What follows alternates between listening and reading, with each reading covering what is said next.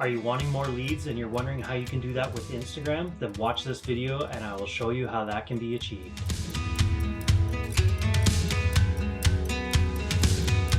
Thank you so much for being here. For more tips on how you can use technology to grow your real estate business, then please click on the subscribe button below and hit the bell to be notified of when I post a new video every Wednesday. Are you wondering if there's a way to get leads versus the traditional way? Are you using Instagram and wondering how you can use it to generate leads?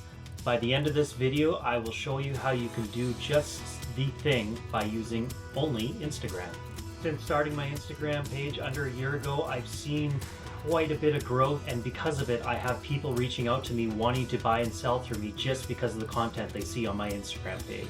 Just like you guys, I started off on social media wondering there's got to be a way I can use this to get customers. So I do like every other realtor does, and I just started posting my listing after listing after listing, until I realized that isn't working and people don't want to see that. It actually really turns people off and bores them. They don't want to just see every listing you have posted. If they really want to go find the listings out there, they'll go hunt them down.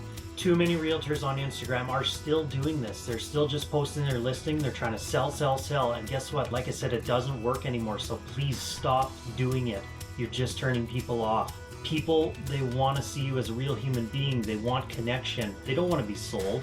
Times have changed, so you need to start going about this with a different route, and definitely you can do that on Instagram. First thing you need to do that helps you stand out is think of a theme. So how do you want your Instagram page to be displayed? If you're just posting random things here and there, your page is going to look messy. It's not going to have a flow to it, and it actually may turn some people off. Take mine for example. If you have a look at it, you can see I went with the checkerboard theme. I did this it is a little more pleasing to the eye, and it's very easy for me to maintain and do. I know I gotta post 2 different themes every time. So what I have is a picture of me interacting with the property, and then the other one is generally a tip I provide to other realtors on how they can better themselves through technology and social media. So one day I posted a photo of me, the next day is one of those tips. Then a photo of me, then a tip. So it makes it really easy to remember. All I got to do is look, oh, what did I post yesterday? It was a tip, so now today I got to post a photo of me. Simple. Now, you don't have to copy me. If you did, I'd be flattered though.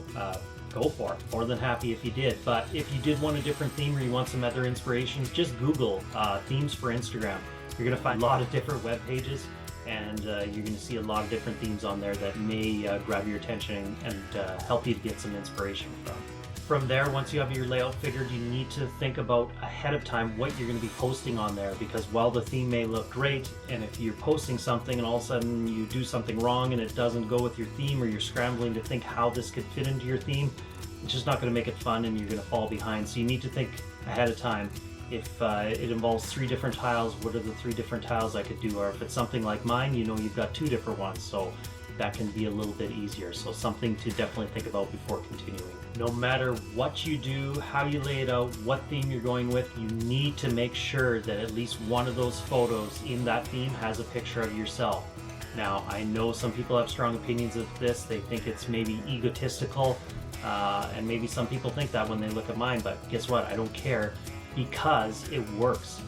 Studies show if you have a face in a picture, you get far more engagement, and if they can actually see eyes in it, it gets that much more versus a side profile or whatever it may be.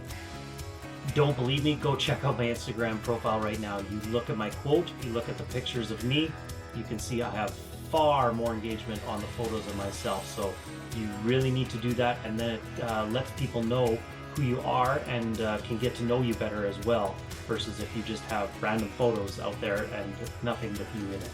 So now that you have a theme picked out, you're ready to move on to the next step for creating your Instagram profile and getting it to success so you can start generating some leads. Are there any Instagram themes that you saw that inspired you? If so, comment below and let me know. The next thing you want to do is set up your Instagram profile so that when somebody clicks on you, they got some information about you. So you can fill in the name, description of what you're about, and your website, or maybe it's a lead magnet that you want to send people to. The best thing with that is you can change it all the time. So that's some very valuable real estate where you can put a site in there. Remember as well, the name part of Instagram is searchable. This is a big deal. This is huge. So for myself, I wouldn't just put your name. I'd actually put your city name, the word realtor or real estate agent, whatever you have room for, and then put your name in the description line. So again, you can check out my profile and see how I've done it. If I were to put my name, nobody, I mean, there's the odd person, maybe if they know me, they're going to search out my name. Otherwise, if somebody new coming to town, they're going to want to know who the realtors are in that city. So they're actually going to search the city name and the word realtor or real estate agent. Makes sense? So that is, again, valuable real estate you don't want to mess with or waste. Make sure you put in what you know people are going to search for, as well as your username is searchable too. So if you did want to put your name in one and then what I said in the other, that's fine, because then if people search your name or that, they will find you. With that all done, you're ready to start posting. So what I would recommend is you need to be consistent, like anything. You don't want to do too much, and you also don't want to do not enough, or else the algorithm kind of catches on there and may not show you as to many people. So I would recommend once a day is a great place to start. If you end up doing too much, again, you're going to be coming off spammy to Instagram, and if you don't do enough, it's going to see you as not really an active user, not going to show you to anybody else. So another big thing when you are making a post, do not forget your hashtags. I see too many realtors still doing this where they'll post something and they'll use no hashtags, and if they're lucky, they'll maybe use one or two. This is the easiest way to get discovered on Instagram and the biggest way to increase your following. So you must use hashtags, because anybody who's searching through different hashtags, and if you use that hashtag, they're going to find your post. They're maybe going to click on it, then they might click on your name to go check out your profile, and voila, you got a nice profile. They may want to follow you. But if you're not using hashtags, there's no way that you're going to be found. So Instagram lets you do up to a maximum of 30. I recommend you use them all. Why not? Because now you've got 30 chances of being found in these different hashtags. Also, you want to use hashtags that are relevant to your community, so that people in your community are finding you, because they're the ones that may want to buy or sell. So you want to use hashtag your city name, hashtag the airport code. If there's a big event on in your community, hashtag that community event name. Just think of long things like that. Of course, you can use some other ones that are real estate related, so if people are searching a mix of both, they'll still be able to find you there as well. So the next thing with Instagram is it is, again, a social network. So what does that mean? You got to be social.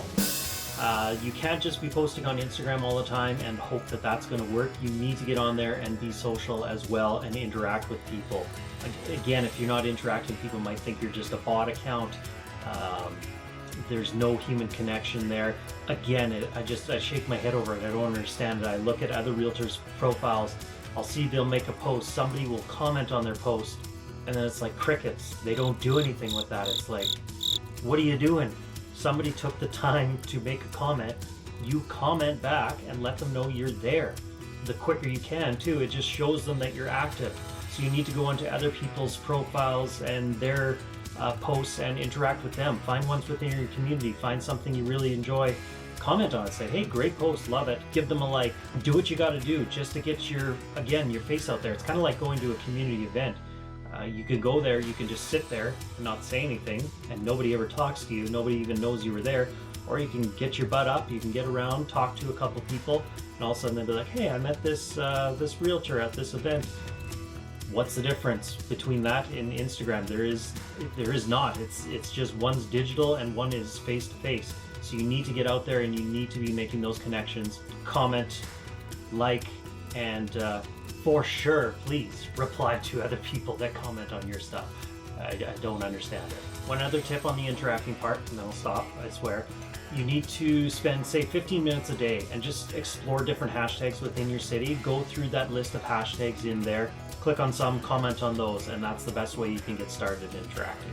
Now, you're starting to gain a following, and stories is another big one. That is something you need to use. If you haven't been and you've kind of been watching it, not knowing what it is, you need to get on stories. I use stories every day, and that one has been the hugest one for me. Lots of people like to watch other people's stories.